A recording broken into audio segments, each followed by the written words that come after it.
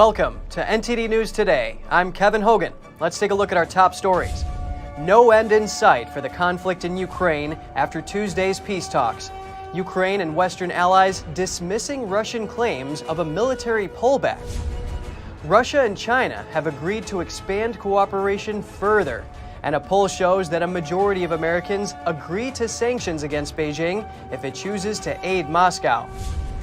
A Russian who owns a hotel in Serbia welcomes Ukrainians fleeing the war.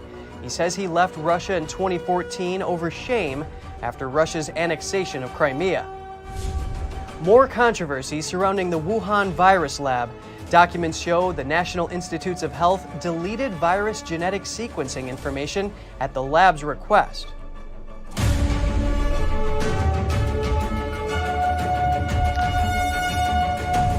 The Kremlin says no breakthrough following yesterday's peace talks in Istanbul, and Ukraine says it's skeptical of Russia's military pullbacks. NTD's Jessica Beatty reports.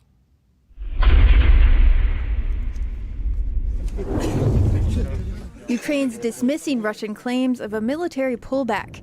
Russia said Tuesday it would reduce operations near Kyiv and another city because of peace talks. But Ukraine's president says Ukrainians are not naive. Ukrainians have already learned during these 34 days of invasion and over the past 8 years of the war in Donbass that only a concrete results can be trusted. Ukraine's Western allies agree. America's top diplomat says Russia continues to brutalize Ukraine. There is what Russia says, and there's what Russia does. We're focused on the latter. According to CNN, major artillery and rocket fire were heard in Kyiv Tuesday night. U.S. military officials say there's been a small reduction in Russian forces, but that doesn't mean the threat to Kyiv is over. But we believe that this is a repositioning, not a real withdrawal, and that we all should be prepared to watch for a major offensive against other areas of Ukraine. The U.S. European Command leader told Congress Tuesday the U.S. will likely need to add more permanent or rotational forces in Europe. And my suspicion is we're going to still need more. And obviously there's always a mix between the requirement of permanent versus rotational, and there are pluses and minuses of each one. We'll have to continue to examine the European contributions to make a smart decision. He also appeared to walk back President Biden's remarks that the United States is training Ukrainian forces in Poland. He said there are liaisons giving advice, but that's different from training. Meanwhile, Ukrainian troops have liberated a village in the eastern Kharkiv region, but you can still see the recent presence of Russian troops. One Ukrainian serviceman says life is being restored. The further we push them back, the closer we are to the civilians who used to live in the occupied villages. When people see us, they smile because they can finally leave their houses and talk to us. This week, leaders of the two Russian-backed separatist regions said they may consider joining Russia. But Kyiv said any referendums would have no legal basis. Jessica Beatty, NTD News. Russia and China's foreign ministers say the two countries will further widen their cooperation. A poll shows a majority of Americans agree with sanctioning Beijing if it does aid Moscow's invasion. Moscow and Beijing have agreed to expand cooperation. Russian Foreign Minister Sergei Lavrov delivered message at a conference in eastern China when he met with his Chinese counterpart Wang Yi. Our leaders, President Putin and Xi Jinping, agreed on this. Commenting on the situation, a Chinese foreign ministry spokesman restated the regime's no-limit ties with Russia. There is no limit to China-Russia cooperation, no limit to our efforts to achieve peace, safeguard security, and oppose hegemony. The Chinese Communist Party stressed its close partnership with Russia shortly before the war in Ukraine began. It has consistently refused to condemn Moscow or join international sanctions against it, though the regime also denies claims of economic or military aid to Russia.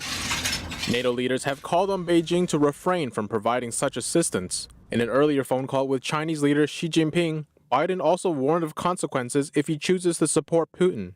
Within the United States, a majority favors sanctions against China if it provides support for Russia. A recent poll shows some 78% of Republicans, 70% of Democrats, and 76% of independents agree. The poll was conducted by nonprofit Convention of States Action in partnership with pollster Trafalgar Group. As many criticize Russia for its invasion of Ukraine, Senator Marco Rubio says the real threat is the Chinese Communist Party. He spoke at the Heritage Foundation and said America's dependence on the CCP is a threat to national security. NTD's Jason Perry has the story. Think about all the things that we depend on China and its manufacturing capacity to provide. Imagine being cut off from it. Senator Mark Rubio says the Chinese Communist Party, or the CCP, is the United States' greatest threat. For over 2 decades, China methodically undermined our economic strength by stealing our critical technology, our manufacturing capacity, our jobs.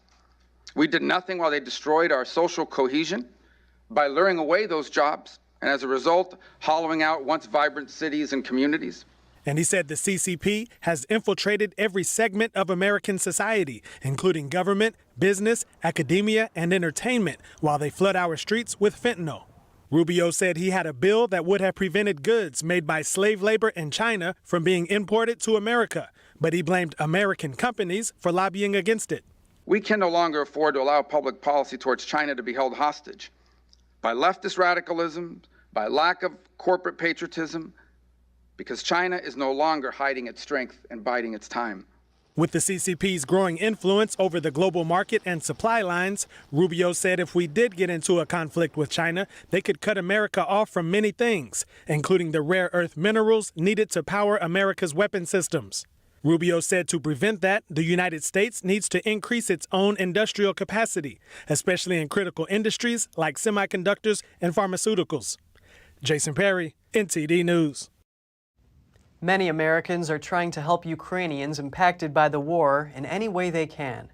A woman from New York is flying to Poland to assist refugees, and a dance company in Chicago is providing free virtual lessons to children in Ukraine. Let's take a look. Retail analyst Mary Epner from New York City is flying to Warsaw, Poland, to help refugees fleeing Ukraine. With years of experience of working in retail and managing logistics, she says she hopes to help on the ground. Well, I think like everybody else out there, we were watching the TV all the time and seeing the images, and they need help, and they were doing so much to help themselves, yet it wasn't enough. So I was thinking about what could we do to help. Epner connected herself with a humanitarian relief project called Help Ukraine 22. She packed 6 suitcases of supplies to take with her, and she plans to help with the logistics of getting people from the border to Warsaw and getting supplies from Warsaw to the border.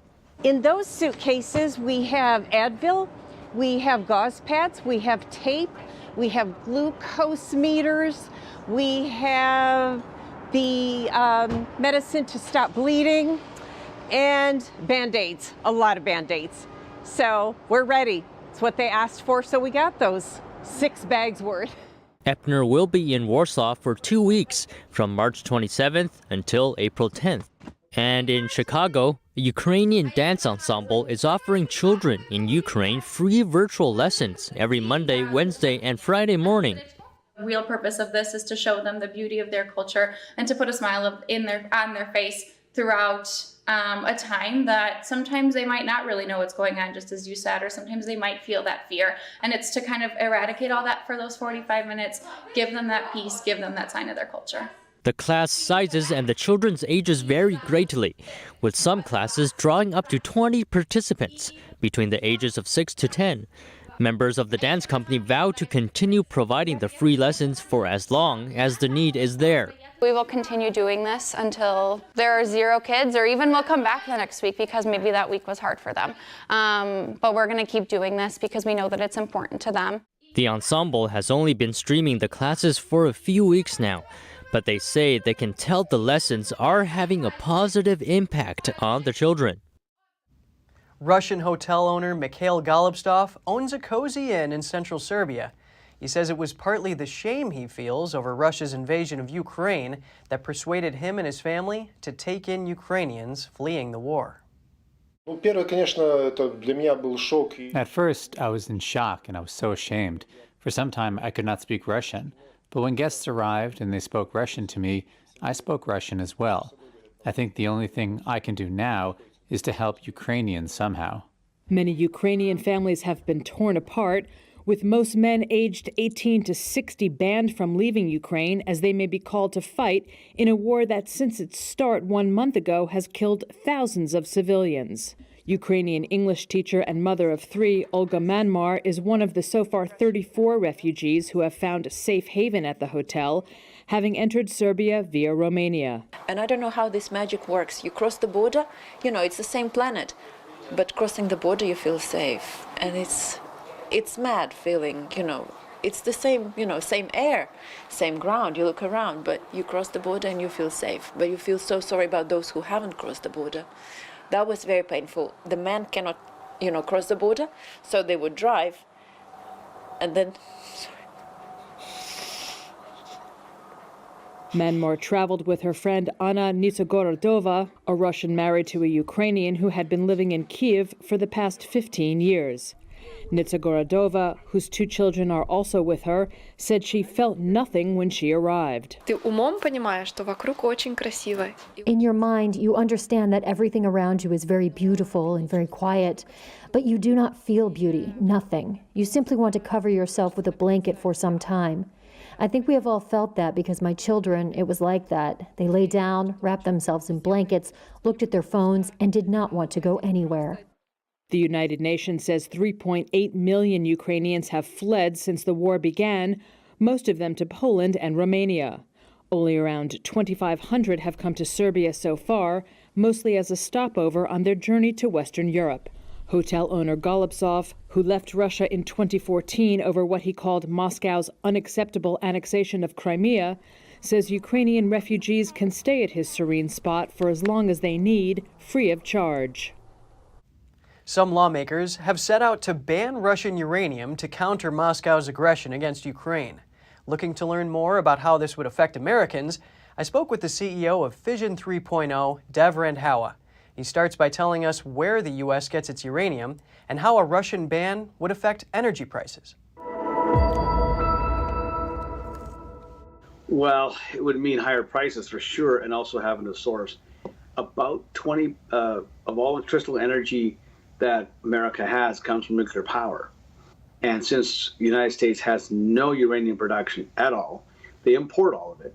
Half of that comes from Russia. So therefore, if technically every 10th light bulb in America is powered by Russian uranium. So if that happened, the prices would certainly go higher. In the long term, I think the price will be able to pay more because Canada's got lots of uranium for sure. They can certainly supply it. They have an extra mine up there. They turned down when the prices were low. They turned down a mine. Chemicals of War's largest uranium player outside of the Russian Kazakhstan group, but they can turn a mine on. But the real issue is there'll be a very short-term disruption. It could be a year, it could be 3 years, but it will definitely drive up prices of electricity because whatever reason the U.S. has decided to be so dependent on Russian uranium. The U.S. imports a lot of minerals from Russia, some of them rare earth. How has the conflict in Ukraine affected this? I think that'll affect more. I think that the bigger concern, that's another example. We've got to fix that problem. But China has most of the rare earths, but we are getting some. That's the problem. We have, when I used to do presentations, I always had a slide on geopolitical issues, how they would impact supply and demand. I took it out because no one asked about it. They always thought China and Russia would play nice and they would be okay in the sandbox. But so far, Russia has shown they're not going to be in that sandbox without kicking sand in someone's face like Ukraine. So I think we have an issue with Russia and China. So much of the rare earth is controlled by like lithium. Every lithium project that's out there for batteries, China buys them. Everywhere I look, I got friends running companies, China, because they think 3 to 5 years ahead of time. For some reason, corporations in America think quarter by quarter, but they think far ahead. So they start thinking, okay, we need so many mines down the road.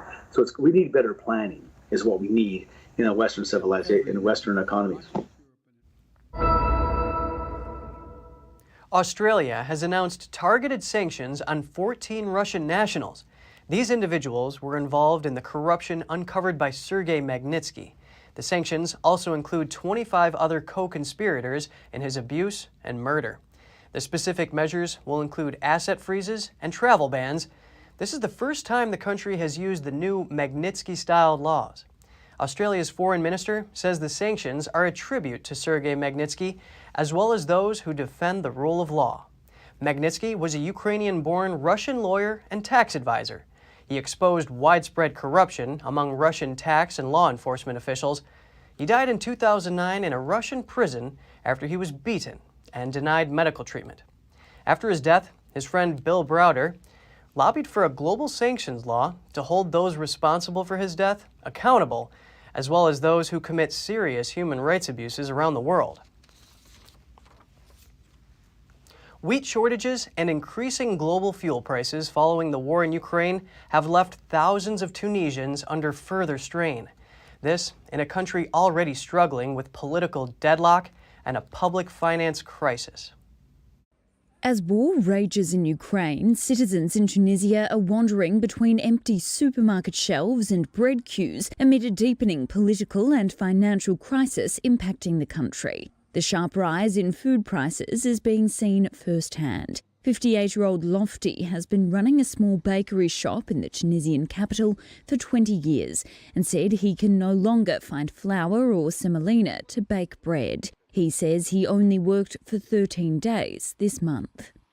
It's affected us so much we can no longer work. Before this war, I could secure semolina every day in the range of 50 or 60 kilograms and make bread.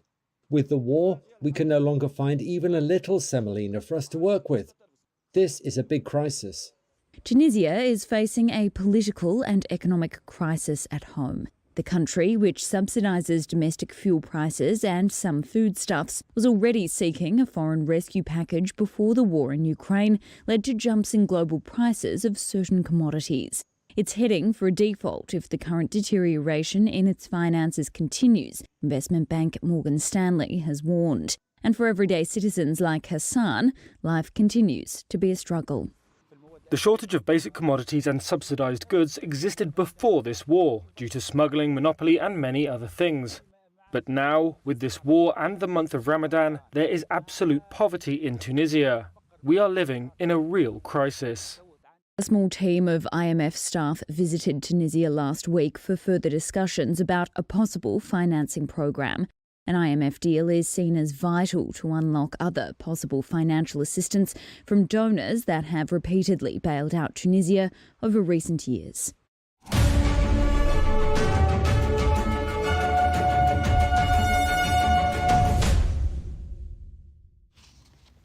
A new report says the National Institutes of Health deleted genetic information about the virus from the Wuhan lab. The NIH did this at the Chinese lab's request. That's according to documents obtained by a nonprofit watchdog. That watchdog is the Empower Oversight Whistleblowers Research Group, or EO. It obtained the documents through a Freedom of Information Act request and a lawsuit. The group obtained over 230 pages of documents dating from 2020. Those include emails, memos, and other correspondence between the lab and multiple NIH officials. Two prominent officials are mentioned in the documents: former NIH director at the time, Dr. Francis Collins, and Dr. Anthony Fauci. He said to have actively participated in the discussions and decision-making at these documents described. Empower Oversight issued a statement Tuesday. It reads, on June 5, 2020, a Wuhan University researcher requested that NIH retract the researcher's submission of a bioproject because of an error. The Wuhan researcher explained, quote, "I'm sorry for my wrong submitting." 3 days later, the NIH turned down the researcher's request, and the agency advised that it prefers to edit or replace sequences as opposed to deleting them. But 8 days later, NIH officials went ahead and deleted the genetic sequencing data, just like the Wuhan researcher requested. The researcher wanted to submit an updated version and withdraw the old one. Then the NIH concluded the discussion by saying it had withdrawn everything. The documents also say Collins and Fauci hosted a Sunday afternoon Zoom meeting. That was after another researcher, Jesse Bloom, alerted the NIH about the deleted sequences. The documents further show the following. Quote, Professor Trevor Bedford of the Fred Hutchinson Cancer Research Center later sent the group an email stating that the deleted data seemed to support the idea that the pandemic began outside the Huanan market in Wuhan and that the matter must be analyzed properly. And if the virus did originate outside of that market, it would undermine the official claim by the Chinese regime and reinforce claims that experts in the U.S. and elsewhere have that the pandemic likely started inside the Wuhan lab.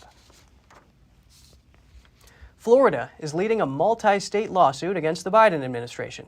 21 states are suing over the mask mandate for public transportation, which extends to planes, buses, trains, and Uber rides. Florida's Attorney General argues the mandate is outside of the scope of federal power. NTD's Grace Coulter has the story. Florida is joining forces with 20 other states to sue the Biden administration over its public transportation mask mandate. Florida Governor Ron DeSantis and Attorney General Ashley Moody announced the lawsuit Tuesday. They called the mandate unlawful and unscientific. If you have somebody sitting in the window seat and they're nibbling on peanuts for 2.5 hours, they can have their mask down. You have the person in the middle seat that is not eating. If they just wanted to read a magazine without the mask, then somehow that would be a big problem. The lawsuit comes days after the top executives of 10 major U.S. airlines issued a joint letter to the president, urging him to lift federal mask mandates on flights. They said it makes no sense that people are still required to wear masks on airplanes, yet are allowed to congregate in other crowded spaces, despite none of these venues having the protective air filtration system that aircraft do. DeSantis says the mandate could be deterring people from traveling. He and Moody also argue that it's caused frustration for both passengers and airline staff. Watching mothers, exasperated fathers trying to control their young children, it has caused so much confusion, so much chaos, so much pressure on the employees. And as you know, the airlines themselves have demanded that the administration take a look at that and consider what they're forcing on them to do. She pointed to the increase in unruly passenger situations. In 2021, the Federal Aviation Administration reported roughly 6,000 unruly passenger cases. Over 4,200 of those involved face masks. Earlier this month, the mask requirement was extended for another 4 weeks. And while the mandate is set to expire next month, the lawsuit seeks to end the requirement once and for all, so restrictions can't be reimposed in the future. Grace Coulter, NTD News. The Florida governor also vetoed a new redistricting map approved by the Republican-controlled legislature. He said lawmakers followed the Florida Constitution, but failed to comply with the 14th Amendment of the U.S. Constitution. He therefore called the map unconstitutional, saying it assigns voters primarily on the basis of race. DeSantis is calling lawmakers back into a special session in April to draw a new plan. The FDA is giving the green light to another COVID-19 booster, this one for people ages 50 and older. The agency says it's a step to offer extra protection for the most vulnerable. Americans had mixed reactions to the news. NTD's Andrew Thomas has more. Following the announcement, there were mixed reactions in a Milwaukee suburb on Tuesday. Debbie Haberman says she already had one booster and plans to get another. Oh, I'm fully vaccinated. I've had all 3 shots already, and I believe everybody should do it. Common sense says, ounce of precaution, use it. The latest expansion allows an extra shot for millions more Americans, but one lingering question is whether everyone who's eligible should get another dose. If they've proven that it's not going to hurt you, go ahead and take it. I mean, the worst it could be is you get a little shot, you owl for a couple minutes, and it's done. And compared to not having something, and the older you are, the worse it hits you. But others, like Jim Kazmarek, haven't received any boosters, just the 2 original doses. And he says he doesn't plan to. I'm not going to clubbing places anymore. I mainly stay now. I go to taverns, restaurants. So I decided just to stay with the first 2 shots that I got. And I'm waiting to see if there's any issues with the after effects of these shots. COVID-19 cases have dropped to low levels after the winter surge of the Omicron variant. According to CDC data, 2 vaccine doses plus a booster still provide strong protection against severe disease and death. Until they come out with a real vaccine one where you get one shot or two, and then you're done. Not this constant boosting stuff. I think there's something in there that just isn't right. Meanwhile, the BA.2 variant is causing a worrisome jump in infections in Europe and spreading in the U.S. About 2/3 of Americans are fully vaccinated, but half of those eligible for a first booster haven't gotten one. Andrew Thomas, NTD News. The military's COVID-19 vaccine mandate has been blocked for all Navy members seeking religious exemptions.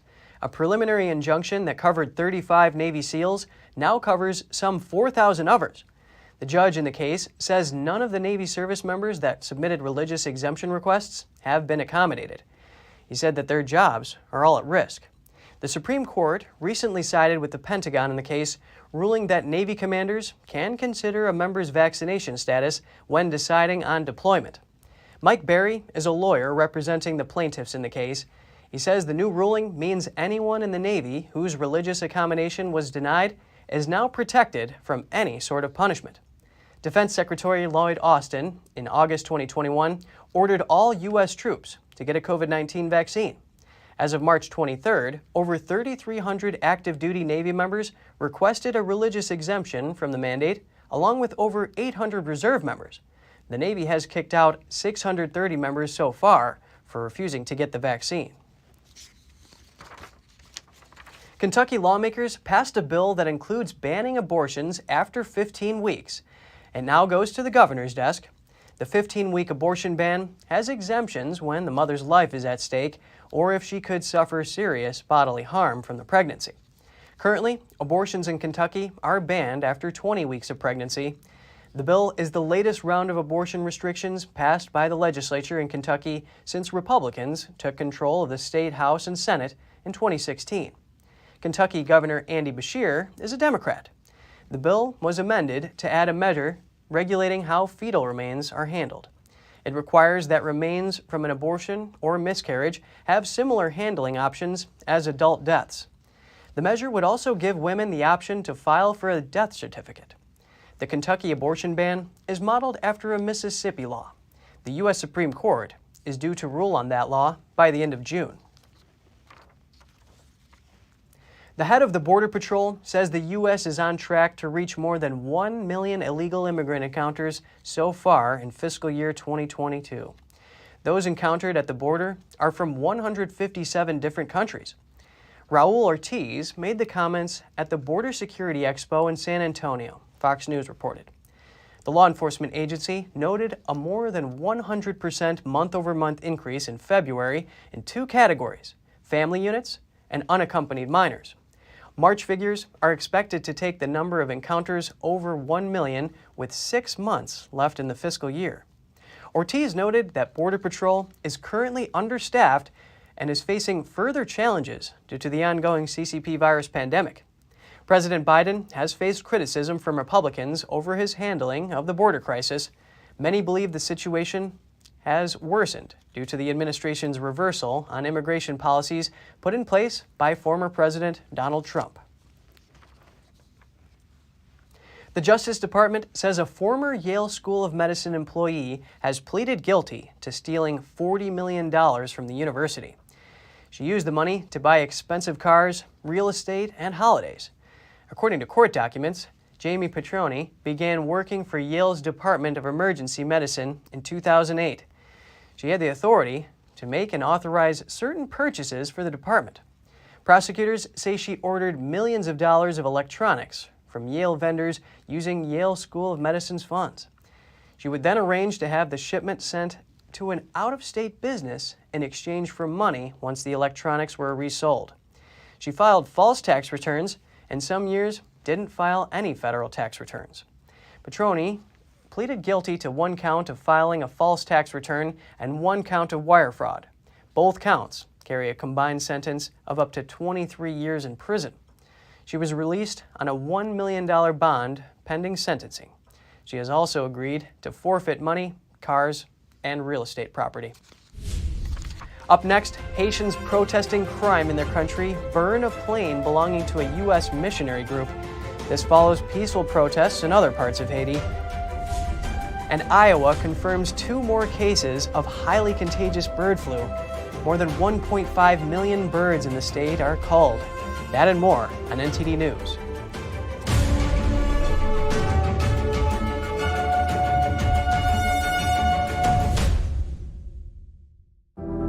Secure, the true solution for your digital privacy and security. Secure is a private and secure messaging and email solution hosted in Switzerland, using military-grade encryption and Swiss privacy laws, giving you true privacy. Secure is 100% private and does not collect or sell any of your personal data. Secure's Helix technology connects you securely to our Swiss servers without the need of a VPN, guaranteeing privacy and security for all your communications. Secure Messenger doesn't require your phone number or any personal data that hackers target. Chat by Invites allows you to chat privately and securely with anyone outside of your secure network without the need for others to download Secure. Secure Send offers you a private and secure way to email anyone outside of Secure. You won't find this level of privacy or security on any other email or instant messaging application. Visit secure.com. Regain and protect your privacy today. You worked hard for your money. You invest in stability for your retirement and your family's future, to build and leave them with something greater. The next unprecedented financial crisis, political misstep, or unstable government can depreciate it all away. It was called the gold standard for a reason, the financial preservation of tomorrow. Diversify your assets against inflation, market volatility, and the unknown with real money. Hedge your wealth with the purest form of money, physical gold and silver. Because any currency printed on paper can be manipulated. What's backing up your IRA? Do what you need to do right now to be prepared with the Reagan Gold Group. Visit now, rggusakit.com, or call us at 866-912-1384. Receive up to $2,500 in free silver coins and a free safe with your new precious metals IRA. Call now.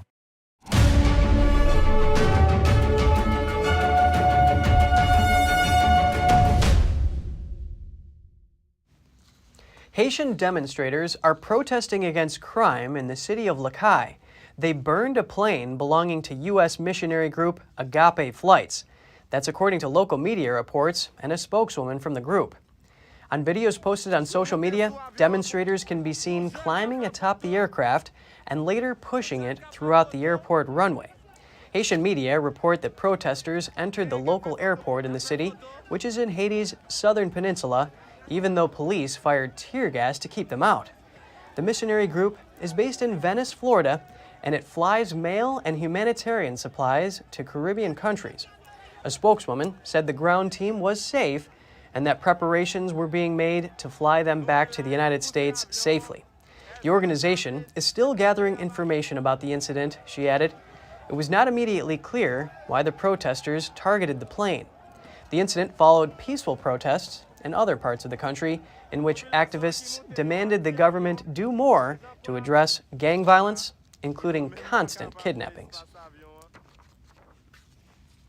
Get ready to spend even more for food. The USDA released its food price outlook for 2022, and they predict the cost of groceries will continue to skyrocket. They say overall, you could be spending up to 4% more for food by the end of this year. The agency says the cost of many kitchen staples will rise. Dairy prices are expected to increase between 4% and 5%. Poultry could cost 6% to 7% more, and prices for cereals, baked goods, and sweets could go up 3% to 4%. If you think eating out could save you money, think again. The USDA also predicts restaurant prices will increase anywhere from 5.5% to 6.5% this year. Iowa agriculture officials have confirmed 2 more outbreaks of avian influenza in commercial chicken flocks. This comes after the state's first case of the year earlier this month. To further control the spread, the state has killed more than 1.5 million hens and turkeys.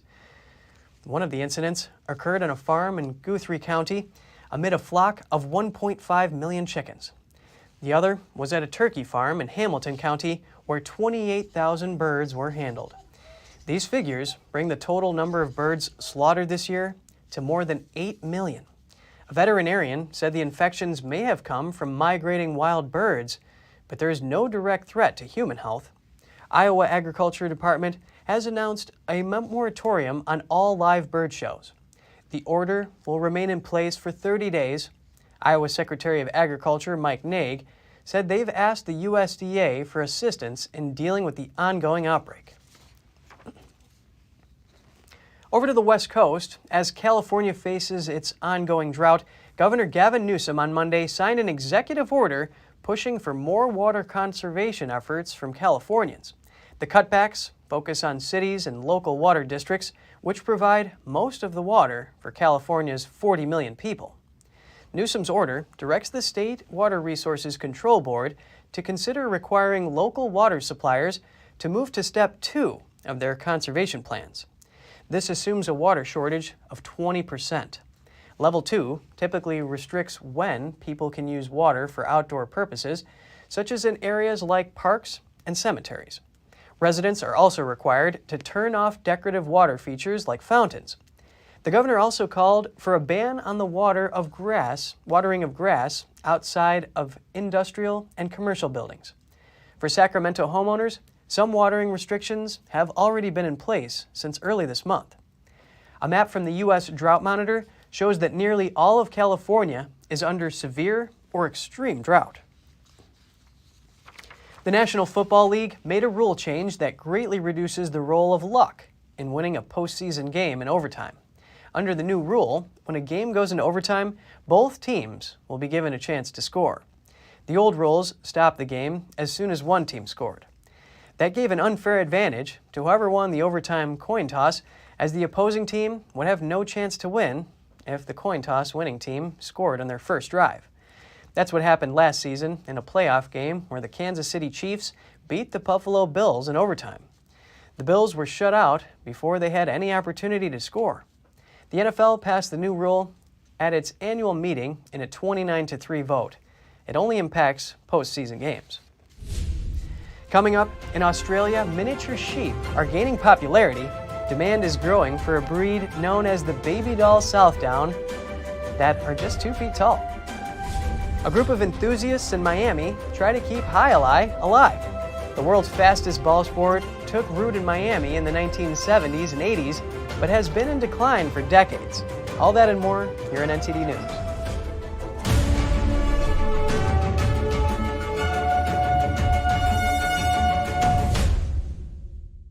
Presenting the heritage of traditional Chinese martial arts, promoting martial ethics, and reviving the true tradition. The 2022 NTD International Traditional Chinese Martial Arts Competition preliminaries will be held in New York and Taiwan.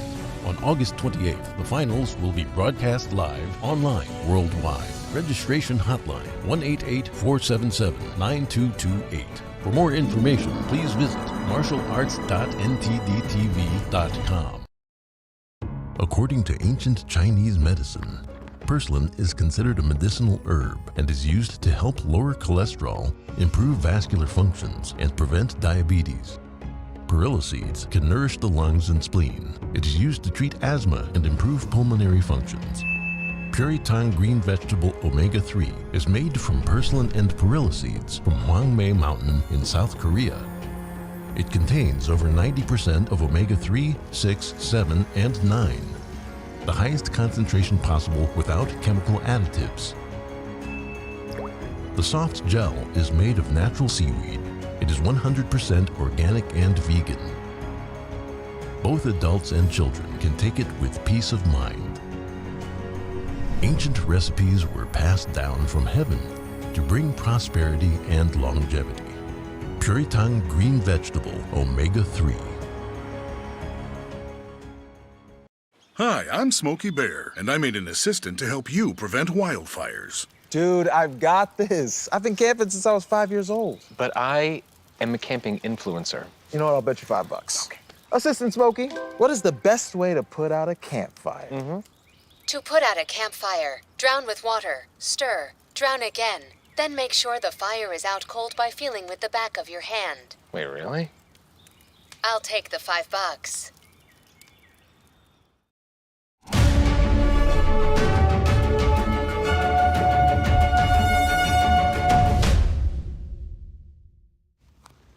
The island of São Jorge is in the Azores archipelago, an autonomous region of Portugal.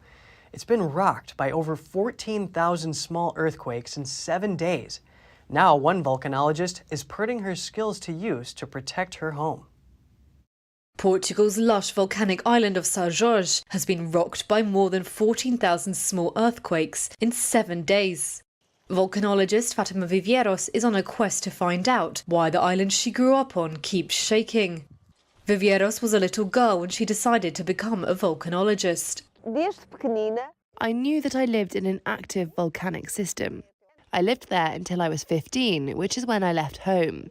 My house was in the area of the Manadas volcanic fissure system, one of the areas that is being most affected by the earthquakes. In theory, I knew this situation could happen, but in reality, when it's our home, we have to be a little cold-blooded, so our feelings don't affect our thinking. Now, at age 44, she is putting her skills to use to protect her home. The recent tremors have reached a magnitude of up to 3.3 on the Richter scale. Viveiros and other experts fear they could trigger a volcanic eruption for the first time since 1808. We are monitoring the amount of gases that are being released through the soil. Essentially, we are measuring carbon dioxide and also hydrogen sulfide, one of the components of sulfur. Why is this important? Well, when we are trying to understand the volcanic system, all information must be gathered. Soil gases such as CO2 and sulfur are indicators of volcanic activity. So far, the levels remain normal. But the island's sudden increase in seismic activity is reminiscent of the earthquakes detected before the eruption of the Cumbre Vieja volcano on Spain's La Palma Island in 2021. Over 85 days, that eruption destroyed thousands of properties and crops. At the time, Viveiros travelled to La Palma to support the Canary Islands Volcanology Institute and monitor soil gases. She says São Jorge's volcanic system was similar to the one on the Spanish island. The region's Civisa Seismovolcanic Surveillance Centre has raised the volcanic alert to level 4, meaning there is a real possibility the volcano could erupt. Authorities have said the eruption was not imminent, but around 1,500 people have left the island in recent days. Many have no idea when they will be able to return. Small in size but big in personality, miniature sheep are popping up on hobby farms across Queensland, Australia. The baby doll Southdown breed is rare in the country, but demand is growing as word spreads. Let's take a look. Baby doll Southdown sheep are growing in popularity in Australia, and it's not hard to see why. These sheep are just 2 feet tall, and they have a teddy bear smile. They just have a beautiful personality, and that shines through. Joanna Willens owns a property in Queensland, Australia.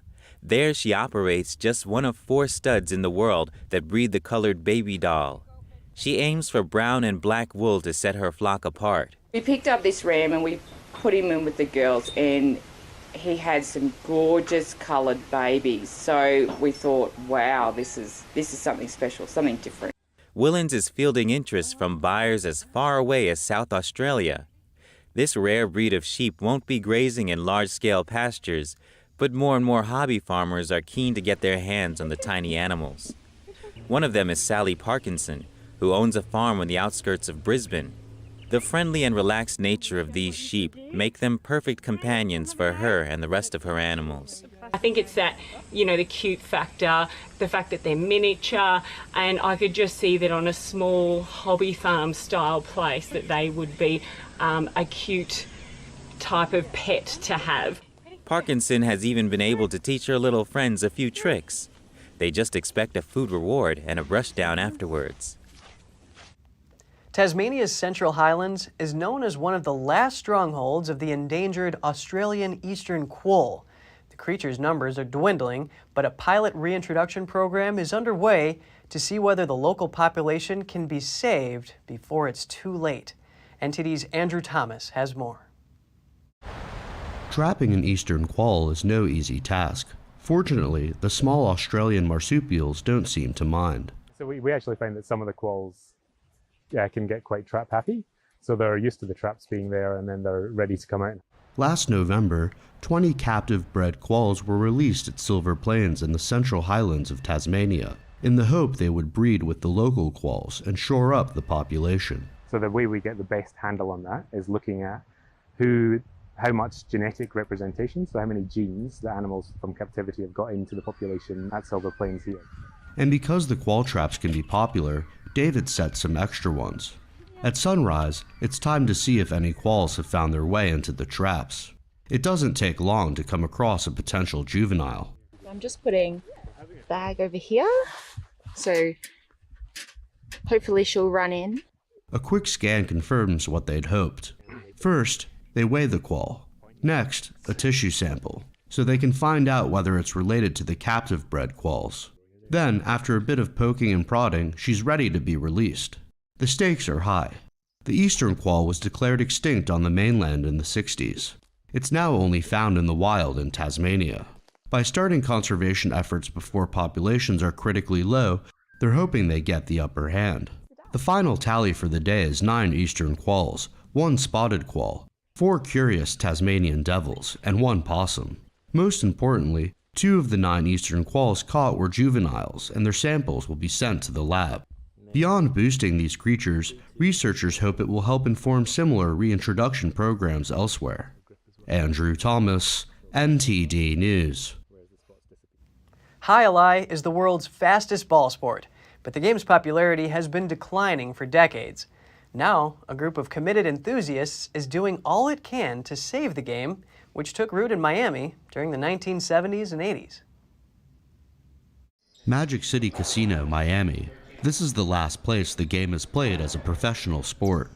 Elite athletes fling a goatskin ball called a pelota at 130 miles per hour in a 3-walled court or fronton. Well, High Alai is a racket sport that is about 400 years old and came from the Pyrenees Mountains in Spain, France, the Basque region.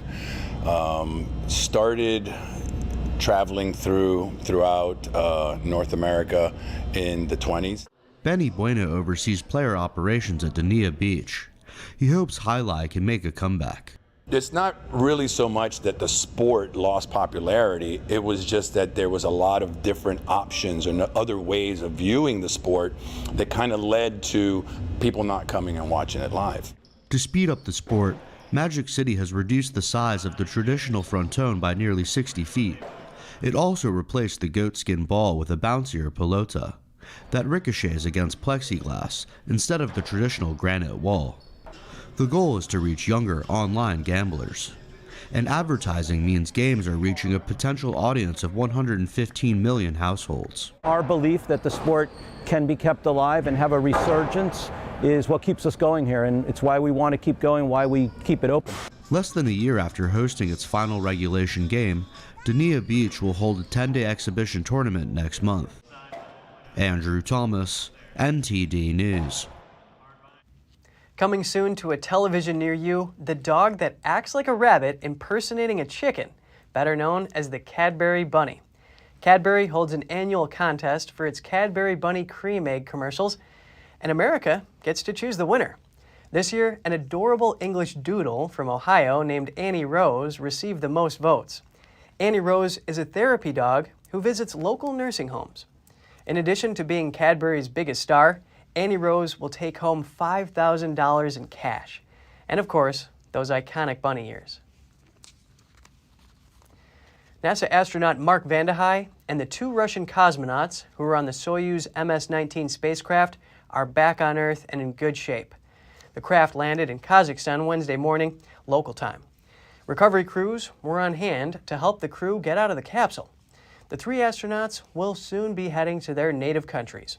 Vande Hei's 355-day mission was historic, breaking the record for the longest single spaceflight by a U.S. astronaut. NASA officials say this mission helped pave the way for, quote, future human explorers on the Moon, Mars, and beyond. During the mission, Vande Hei and Russian cosmonaut Peter Dubrov traveled more than 150 million miles around the planet. This summer, the highway to the danger zone will be laden with Iceman, that is.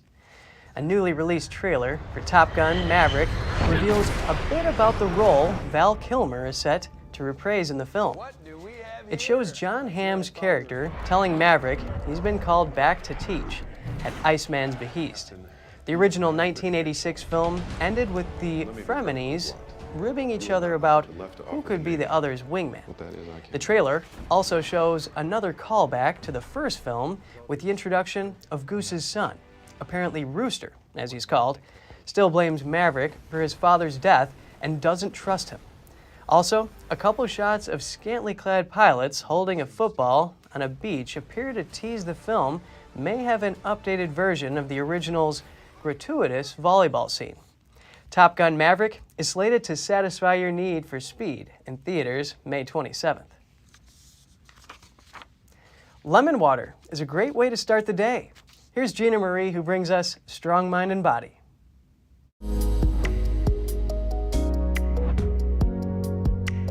Welcome to Strong Mind and Body. I'm Gina Marie.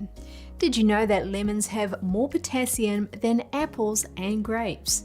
This interesting fact is just one of the many reasons why drinking lemon juice every morning can impact your health. Starting your day with lemon juice is an excellent way to boost vitality, increase energy, and cleanse out your system. The first thing you put in your body each day can have a big impact on your productivity and mood. That's why it's recommended to start the day with a warm glass of lemon water. You can use anywhere from 1/2 to a whole lemon each morning. So let's look at 9 benefits. Number 1, boosts your immune system. Since lemon juice is filled with vitamin C, it provides a natural and powerful source of immune health. When you are tired, stressed, or overworked, vitamin C levels are the first to go down. Number 2, supports digestion. In addition to supporting health digestion, lemon juice helps rid the intestinal tract of toxins. Lemons are filled with vitamins and minerals which help to alleviate things like heartburn and bloating. Number 3, cleans out your system. Lemon juice is packed with powerful vitamins and minerals that flush harmful toxins from your system. Number 4, decreases inflammation. Much disease stems from inflammation, and drinking lemon juice frequently helps reduce the acidity in your body. That helps decrease inflammation. Number 5, helps to improve weight loss. Lemon juice contains a lot of pectin fiber which helps fight hunger cravings. Number 6, clears up your skin. Because lemon juice is high in antioxidants, the vitamin C helps to decrease blemishes and wrinkles. The overall detoxifying nature of lemons also contributes to clear skin. Number 7, helps to fight infections. A glass of warm lemon water is perfect to help fight off infections. Not only does it boost your immune system, it helps to prevent things like sore throats brought on by viral infections. Number 8, gives you an energy boost. As lemon juice improves digestion, it provides your body with an energy boost when it enters your digestive tract. And number 9, excellent source of potassium. Potassium is important for brain, nerve, and heart health, and lemon juice is filled with it. Add lemon water to your daily routine to start the day with a detoxifying and refreshing warm drink. You won't regret incorporating this powerful anti-inflammatory beverage into your life. Thank you for joining us. Until next time, Kevin Hogan, NTD News, New York City.